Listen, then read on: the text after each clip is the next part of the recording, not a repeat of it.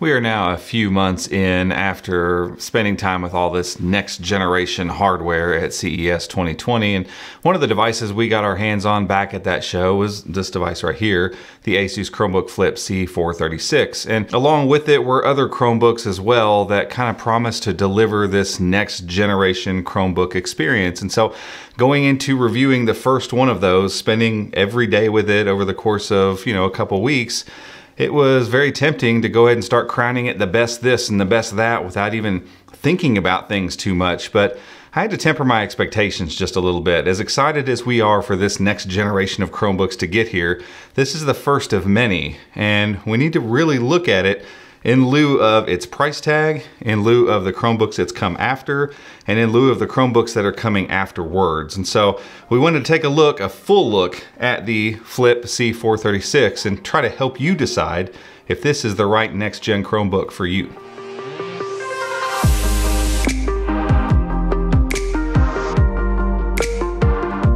Today's video is brought to you by NordVPN, and they're the VPN of choice for millions of users, including Chromebook users, because they're awesome at what they do, and that is keeping your browsing safe and secure, whether you're at home or you're out and about on the go. If you'd like to learn more about them, head over to chromeunbox.com/NordVPN to learn more and get started today. With this device, there's a lot of good stuff going on, and there's frankly some bad stuff too. But before we get started into our normal review process, I want to get a couple things out of the way. First, yes, this is the successor, the proper successor to last year's Flip C434. In every way, this is the next version of that Chromebook. And so we don't want to make light of that, and we want to make a video comparing the two, but I'm not going to spend this entire video comparing this Chromebook to that one. And then second, we got to talk about its price. So right up front, I'm going to tell you the device we're using is $799. There's a version of this device coming that's going to be $999. And that price informs the way that we look at this Chromebook, because when we talk about expensive, top-tier flagship Chromebooks, we have to be a little bit more nitpicky, especially with all the great Chromebooks that are available currently and will be available in a much lower price bracket. So as long as you know those two things going in, let's dig in and start with the screen. The reason I wanted to skip right to the screen to start this one out is because it's one of the parts of this Chromebook I'm actually least impressed with. And so I kind of wanted to get that out of the way right off the jump. It is the same 14-inch panel as its predecessor, and it's a 16:9 panel. It's IPS. It's got good viewing angles, and it looks good in general. The problem is brightness, and frankly, I just didn't think we were going to have to talk about brightness with expensive Chromebooks in 2020. I just was hoping that wasn't going to be a thing. But here we are again talking about dim displays, and the best I could get out of this one was about 220 nits, which means in regular lighting, it's okay, it's fine.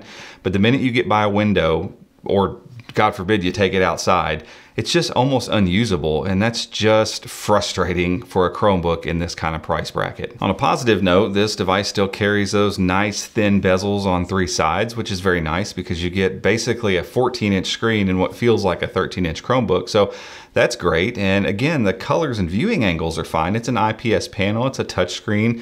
So there are good things about this screen. It's just not of the quality you would expect for an $800 or $1,000 Chromebook.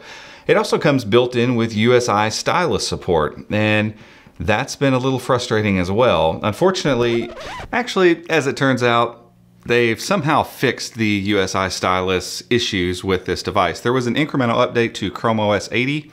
I'm guessing maybe that update also carried along with it a fix for the stylus input on this device. And as we were filming B-roll and attempting to catch the frustrations I was having with this, they were basically gone. So the stylus behaves exactly like you would think. It picks up all the pressure points and all the tilting and all that kind of stuff just like you would expect. So yeah, USI Stylus works just like we'd expect. Moving on to build quality, this is something ASUS has done both well and a little bit poorly. So let me explain. The overall build, the look, the feel, the thinness, the lightness of this device, those are all very good. I like the way it looks on a desk. It feels pretty good in the hand, honestly. It's thinner than its predecessor. It's much lighter, and overall, it just looks really good and kind of futuristic. The problem kind of for me comes in with this magnesium alloy material. While it does make the device lighter, and I appreciate that, it feels a little bit less rigid than aluminum. And for me personally, I would take the weight and rigidity over having something that's lighter and feels a little bit less rigid and less firm and more flexible. overall, it just makes the whole thing feel a little cheap. The hinges are just as good as they've been from other ASUS devices. The one finger lift is here, and that's, I think, an achievement on a convertible device. So when you have to have the hinges strong enough to stand up and not wobble all around on the table whenever you're touching this touchscreen, but then still be light enough to lift up on a device that's lighter than other devices that have come before it, kudos to them for figuring that part out on a lighter device. But again, when we look at the build as a whole, yes, it's thinner, yes, it's lighter, but the build material in general is what you're gonna feel every time you're using it. And just for me at this point, I feel like it's a little bit of a step backwards. Moving on, the keyboard and trackpad on this device, I think are pretty good. The trackpad is great, actually. It's the nice large trackpad ASUS has been using in like the 425 and 433 that came out later in 2019, but it's done away with the plastic. So it's a nice glass trackpad. The click mechanism is great. Everything feels buttery smooth.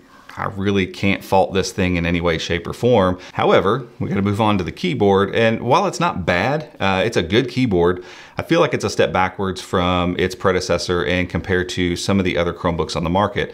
They've shallowed out the keys a little bit, and while that doesn't bother me, I kind of like shallower keys, they didn't add a lot more click or tactile feel to them. So I missed some keystrokes here and there and wasn't as accurate as I am on something like the Pixelbook Go. But you know, I kind of want, again, Chromebooks that cost this much money to measure up to a lot of those types of metrics, and I just don't feel like this one does. The really unfortunate part of this keyboard is in its backlighting, or the way it's been implemented. Now, with the 434, a lot of people complain that they had silver keys, and when they would add some backlighting to it, the symbols on the keys would almost disappear, and that was the case. For all of those users, I always told them, just if you're in a lit environment, turn the backlighting off, and the keys and the symbols work. You know, the symbols are dark enough gray over that light gray key, you can see everything just fine. That problem seems completely exacerbated on the 436. I don't know what the difference is. It almost feels like the backlighting component is up closer to the key or something. I'm not sure, but this thing catches all kinds of sunlight in all of the symbols on the actual keyboard. And so what happens is I constantly, when I'm looking for the function keys, so I'll go to reach for it and I'll kind of have to move around and get an angle just right so that I can actually see which one is brightness up or down or volume up or down. And that's a weird thing to have to do constantly. If I turn off all the backlighting in a sunny environment, I should be able to see my keyboard just fine. And that's just not the case from certain angles with certain keys. And it can't be fixed by turning up the backlighting because it's not really bright enough to combat the sun. So you just make the problem worse by doing that. So if you're not a touch typer and you're relying on looking at your keyboard all the time, that's going to be a significant issue for you. Moving around the side of the device, we see a pretty common selection of ports and that kind of stuff. I mean, we've got a USB Type-C on either side, and those are going to handle all your audio, visual, data transfer, charging, all that kind of stuff like we've started to see. And there's also a headphone, microphone jack, and, you know, power button, volume rocker on the sides, but there's also 2 ports on each side for speakers. And that's important to note because this one has ports on each side for speakers there. And then there's also a set of speakers right up under the screen, and they are marketed as Harman Kardon speakers. And so you see that marketing, you see all these grills and all this space for speakers. And frankly, I expected there to be just this symphonic delight come out of this device. And, you know, it was good. It was okay. I hate being hard on new Chromebooks, I really do, but the speakers were just okay. And again, to take up this much real estate and to be this prominently spaced and stuff, I was just expecting a massive step forward, and what we got was kind of a tiptoe forward. The last port you'll notice on here, and I hope this is always a trend with Chromebooks, I hope we don't see all Chromebooks start ditching SD card slots, is a micro SD card slot. And for those of you who are wondering, the SD card will fit in there almost completely flush, just enough of it sticks out for you to be able to push it back in and get the card back out. So if you need to expand storage, more and more Android apps are starting to use that expandable storage. Linux is starting to let you leverage it. So it's nice to see them leave that on here. Moving on to internals and performance, I can say as tough as some of these sections have been, this one's not one of those. This thing is crazy fast. I mean, like, I think it's probably the fastest Chromebook experience as a whole I've had. And we've done some benchmarks on it, and it, you know, pushes in the high 30,000s in octane, and you know, synthetic benchmarks are one thing, but using this device, it hasn't even thought about even coming close to hiccuping on anything. It doesn't matter how many tabs or apps I've got open or how many virtual desktops I'm running or extending displays. It doesn't matter. It just doesn't have an issue with any of them. And again, this is the $800 model with the Core i3. It's a 10th gen Core i3. They're gonna have the 10th gen Core i5 come out later at some point in time with kind of all the extra bits and pieces that will make it a full Project Athena laptop at that point. This one technically isn't that, but it still has NVMe storage inside, 128 gigs, 8 gigs of RAM. And again, that Core i3, that 10th gen Core i3. So everything about this thing is absolutely fast. For all that speed, however, there is a bit of a dark side. This thing does come equipped with some fans, and yes, they turned on, and yes, when they did, I heard them. I've had Chromebooks in the past where I had to actually get down and listen and be really vigilant to hear the fans because they were so small and very delicate in their sound.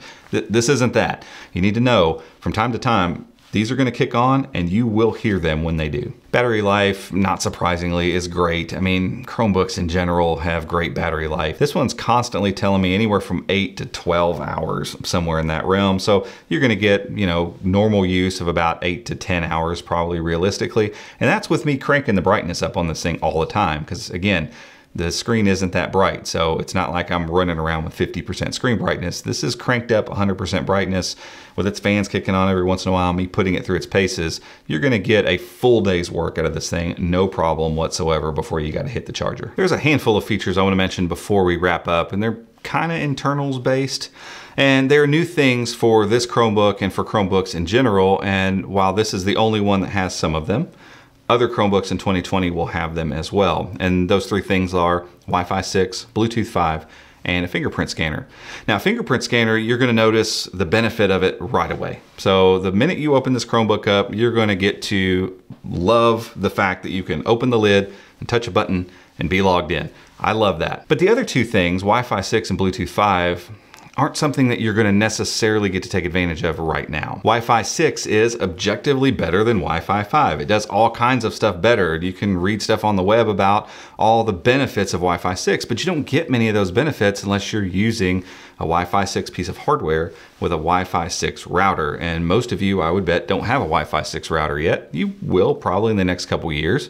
So that's a future thing. That's a thing that's gonna, you know, be better over the time and over the course of your ownership of this device. And same thing with Bluetooth 5. It's better than Bluetooth 4. Whatever in a lot of different ways. It has a lot of new technology and a lot of new benefits, but you're not necessarily going to notice those things right out of the gate. The minute you open this box up though, of those three things, the fingerprint scanner is really the only one that you're going to be going, yes, I love having this right here, right now. Wi-Fi 6 and Bluetooth 5, while I'm so glad we're starting to see Chromebooks with it inside, you're not really going to be able to take a ton of advantage of at this moment. All of this is important to note because those two things that I said you may not be able to take advantage of right now, you will be able to take advantage of over the course of the years you'll own this Chromebook. And that's gonna be a lot of years because this is one of the first ones shipping with an AUE, that's Google's way of saying end of life, of June 2028. So that means if you buy this Chromebook in the next few months, there's a chance you'll be using it for 8 years. So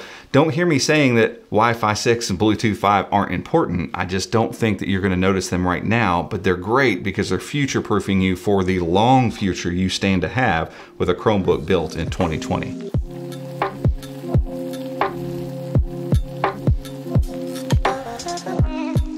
So as we always do, we come down to the question of whether you should buy this Chromebook right now. For some of you, maybe you should, but there are so many Chromebooks on the horizon, it makes it very difficult for me to say, yes, this Chromebook right now. I'm not saying this is a bad Chromebook.